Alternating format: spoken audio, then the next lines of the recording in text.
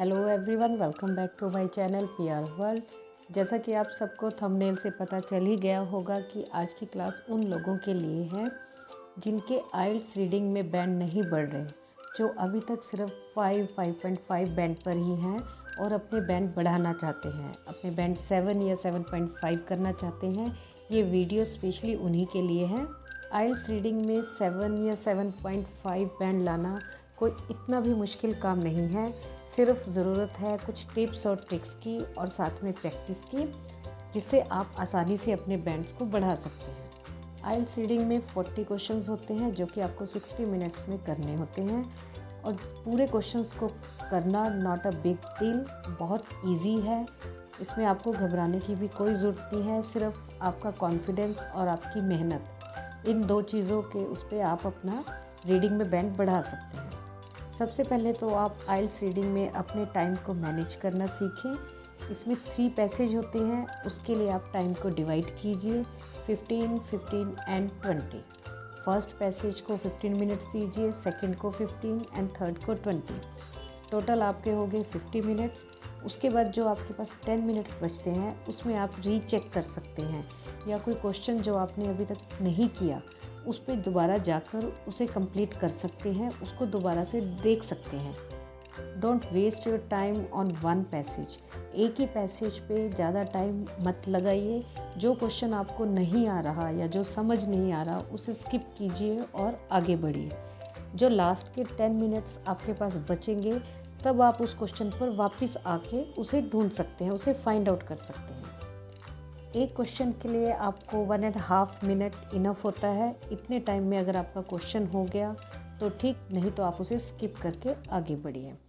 और दूसरी इम्पॉर्टेंट बात कि आइल्स रीडिंग में कोई नेगेटिव मार्किंग नहीं होती, इसलिए आपने कोई भी क्वेश्चन को छोड़ना नहीं है। 40 के 40 क्वेश्चंस आपने करके आने हैं और अच्छे से कीजिए उनको। अगर आपने कोई गलत क्वेश्चन भी किया तो भी उसकी आपको नेगेटिव मार्किंग नहीं होगी। जब आप क्वेश्चंस को सॉल्व करना स्टार्ट करते हैं तो सबसे पहले आप पैसेज मत पढ़िए। आप सबसे पहले क्वेश्चंस को रीड कीजिए, उनके कीवर्ड्स को देखिए, उनको अंडरलाइन कीजिए। फिर पैसेज में उस लोकेशन पर जाइए जहाँ पर वो कीवर्ड्स आपको मिलेंगे। फिर उन्हें आप क्वेश्चंस के साथ मैच कीजिए, आपको आंसर्स मिल जाएंगे। और जो कीवर्ड्स हैं वो 99% एडजेक्टिव्स में होते हैं।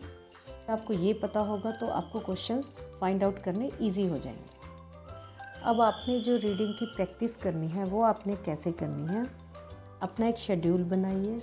अपना एक कैटेगरी को पिक कीजिए, एक कैटेगरी चुनिए और उस पे उस दिन सिर्फ उसी से रिलेटेड आप क्वेश्चंस कीजिए।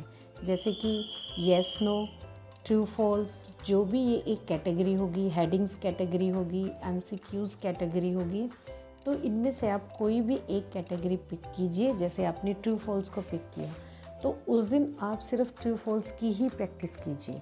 आप उस दिन हेडिंग्स, फ्लो चार्ट या एमसीक्यूज़ की प्रैक्टिस नहीं करेंगे। नेक्स्ट डे आप दूसरी कैटेगरी को पिक कीजिए। अगर आप इस तरह से अपनी प्रैक्टिस करेंगे तो उस कैटेगरी में आप परफेक्ट हो जाएंगे। एक ही तरह की वर्कशीट बार बार करने से आपको उसे सॉल्व करने में कोई प्रॉब्लम नहीं हो जाएगी।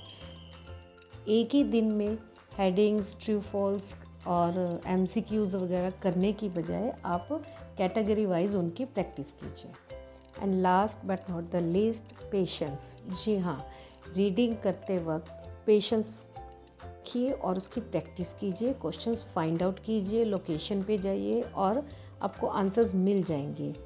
आंसर्स ढूंढने में ज़्यादा जल्दबाजी मत कीजिए, पेशेंस के साथ उसे आप फाइंड आउट कीजिए। अगर आप ये टेक्निक्स अपनाते हैं, इनकी प्रैक्टिस करते हैं, तो आपका बैंड स्कोर डेफिनेटली इंक्रीज़ होगा। आज की वीडियो में बस इतना ही। मिलते हैं नए वीडियो में नए टॉपिक के साथ। और अगर आपने अभी तक मेरे चैनल को सब्सक्राइब नहीं किया तो चैनल को कर दीजिए सब्सक्राइब।